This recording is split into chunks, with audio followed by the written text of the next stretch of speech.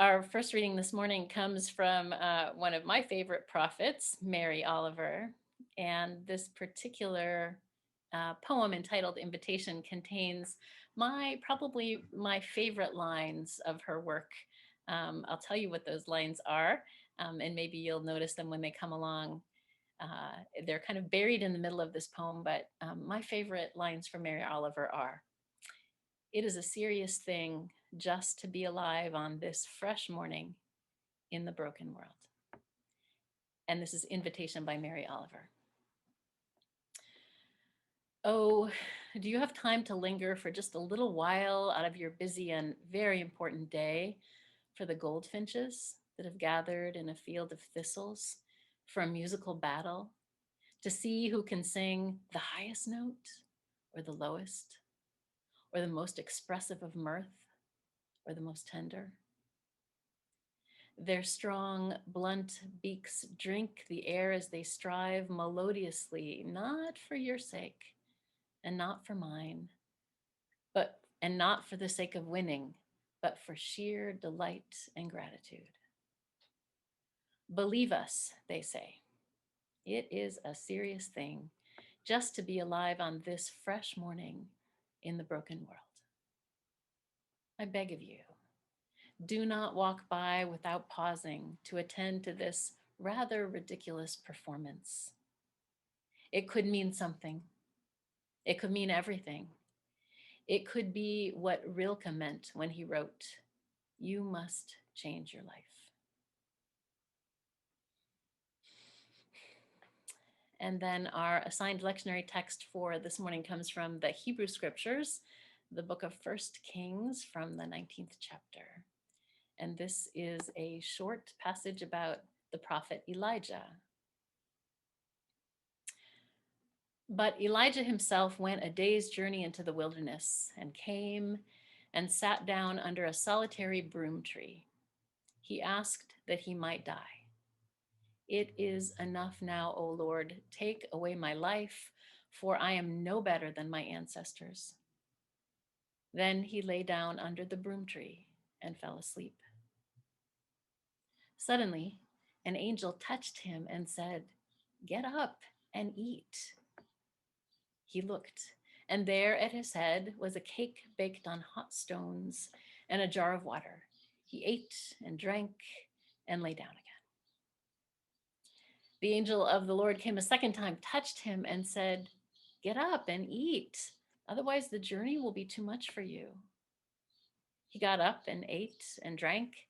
Then he went in the strength of that food 40 days and 40 nights to Horeb, the Mount of God. She captured the attention of the whole country when she spoke during the 1964 Democratic Convention and described the realities that she and others faced as Black Americans in the struggle for the right to vote and the impact of racism on their communities and bodies. "All my life," she said, "I've been sick and tired. Now I'm sick and tired of being sick and tired." And I know some of you know who I'm talking about. Fannie Lou Hamer, one of the most important and impactful civil rights leaders, voting rights activists, and community organizers in the Southern Black rights movement of the 1960s, sounds an awful lot like the prophet Elijah in our text this morning. I'll jump to the punchline now. This text is a reminder that once upon a time in the Bible, the prophet Elijah was like, "God, I am done. I can't take it anymore, and I want to die." So God said, "Hey, have some food and take a nap." So Elijah did and decided that he could keep going. The moral of the story: never underestimate the spiritual power of a snack and a nap. A whole lot of us right now are sick and tired of being sick and tired. We're out of gas. We're done. We're finished. We're beat. We're exhausted. Maybe we're continuing to go or move at a high pace, but inside we're just really tapped out. So many of us right now are having an Elijah and the broom tree moment, feeling like we're in the wilderness. We might not want to die, or we might just be exhausted, grieving, stressed, broken in body or spirit or in our relationships, worried or worn out, or just plain sick and tired of being sick and tired. I invite you to take a minute and notice where you are. Do you connect at all to the prophet Elijah, who crawled under a tree because he was out of gas, or to the prophet Fanny Hamer? I invite you to share a few words in the chat. You can send them to me, or you can send them to the whole room. I won't share your name if you send them to me.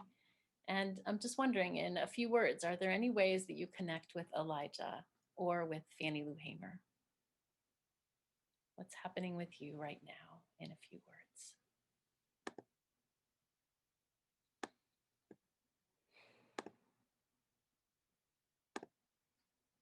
What is it that we're carrying? We started out singing, "You are carrying light."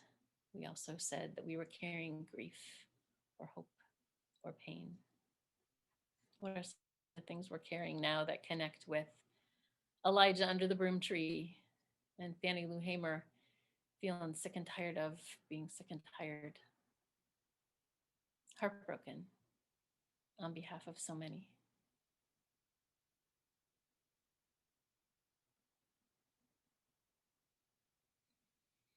Trying to find a middle ground with someone that I love, writes someone else. Sick and tired of ailments, sick and tired of unvaccinated people who have the ability to be vaccinated. Some things feel like a huge, insurmountable mountain. Emerging from the wilderness of unsettledness and settling into a new home. Sad about the Delta variant and all the loss.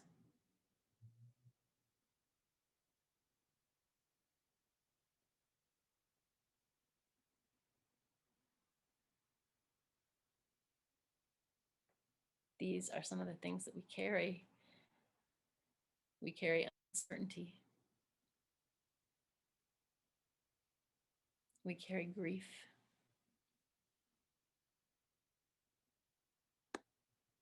There are people in our community who are carrying right now the burden and the unnameable, unspeakable pain of letting go of someone that they have loved at the end of their life.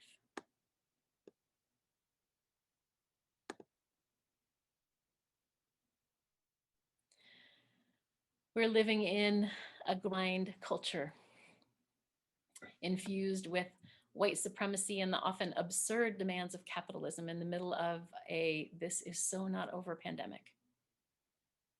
Trisha Hershey is a theologian, artist, activist, and the spiritual director and founder of the NAP Ministry. Yep, you heard that right. It's called the NAP Ministry. She asks the question, what does sleep have to do with racism? What does sleep have to do with capitalism? She explains that they have to do with what we might call, and some do, the grind culture that we find ourselves in. And she writes, both of those systems of white supremacy and capitalism have distorted rest and bamboozled us all and lied about rest. Everything you've learned about rest, about sleep, about slowing down, you have to unlearn it because it's all been a lie, every single thing. I think the entire culture has pushed and switched, tricked and bamboozled us in a way that we think that rest, something that is a divine right and a human right, is really a luxury or a privilege. She goes on, I don't think most people really have the true idea of what rest and sleep is for our bodies, for our spirit, for our culture. They really think it's just something that I'll do once I'm finished doing everything else. And so there's this grind culture, which I say is white supremacy and capitalism kind of blended together. It's the thing that started when our ancestors were on plantations, the culture of seeing human beings as machines. The word grind, when you think about gears and grinding on a machine, it sees our bodies and who we are as just being machines for production. That's the center of the foundation of the belief, and everything about rest has been distorted because of that. And she's right. The systems that we live in and move within view us each as machines, all of us, machines that will produce so we can earn, earn so we can consume, and then produce and consume more. I, like so many of us, am a product of white dominant culture, and the myth that our worth and value comes in how much we produce, how fast we go, how much we work, how good we can be. All the time, this eats away at our bodies and damages our relationships. And we've been duped. Our identities have become wrapped up in what we do, our jobs, our status. Some of us hit retirement and have a crisis. Who are we really without our job? I've gotten better, but I know for me it's been historically hard to stop and rest, and it still is. Rest is resistance. Rest isn't just about personal wellness, it's a radical act. Hershey writes, rest is a form of resistance because it disrupts and pushes back against capitalism and white supremacy. She asks us a really interesting question, one that in some ways is hard to hear. She says, how will we be useless today? How will we be useless to capitalism today, or white supremacy, or planetary annihilation? If we're resting, we're not spending. If we're resting, we're not driving and burning fossil fuel. If we're resting, we're not arguing or convincing or persuading. If we're resting, we're not generating more trash. The planet needs us to rest. The people we love need us to rest. The people we don't even know, whose liberation is tied up in the ways we live and move and have our being, they also need us to rest. Our ancestors, they need us to rest. When we've rested, our brains work differently. They can receive information better. We're more creative, more imaginative. We listen differently and better. We can think in ways that we can't when we're in an exhausted state. And I don't think it's an accident that our scriptures start with God creating and then resting. Rest is a spiritual practice, and it is, or it can be, a collective practice. My best friend's father was a Mennonite pastor in Lancaster County. On Sunday afternoons, when church was done, the family would come home and have lunch. And then not only did the dad take what we in the clergy business called the Sunday afternoon pastor nap, which is a real thing, but the whole family rested. Actually, from a certain time in the afternoon until another time, the whole family had to stop. Now, maybe this was just an ingenious ploy of crafty parents to ensure that their Sunday afternoon rest could happen in a relatively quiet house with 3 kids. But I think it was more than that. There was a requirement that for a particular period of time on a Sunday afternoon, everyone had to be resting or at least in their rooms and quiet. Even as the kids were in middle school and beyond, Sunday afternoons were quiet time. What might that do to shift energy in a household? Rest as collective practice. For years, I've had my eye on a little corner in the church, a little small room, and I've had my eye on that as a resting place where 1 or 2 people could go for rest, quiet time, prayer, meditation, a moment away from sometimes a busy space. What would it look like for the church to not only create spaces for rest, but actually rest itself? Trisha Hershey writes, it's real cute on hashtag to say rest is resistance. But if you look up what resistance means and do a word study and study what a resistance movement has looked like in our world, it's some hard, deep shit. I don't think people get that. They think, oh, this is just so cute. I can just lay down and it's cool. No, no, no, no, no. This is going to be some roll your sleeves up, get ready stuff. She goes on, people don't really understand what a resistance looks like and how that's going to be something that's going to be lifelong deprogramming. Look at young people, she says. We're teaching them already to rush, to not listen to their bodies, to push through, to not sleep, to stay up, to grind. You grind now, sleep later. And so I don't see the shift being something that's going to happen overnight. I see this as meticulous love practice. It's going to go on forever, it's going to be a new way of thinking and living that's going to actually be sustaining us and the rest of creation. Rest, a meticulous love practice. In our scripture, we find exactly that. The Holy One coming to a battered and broken soul with a meticulous love practice, some water, a snack, and an invitation to sleep.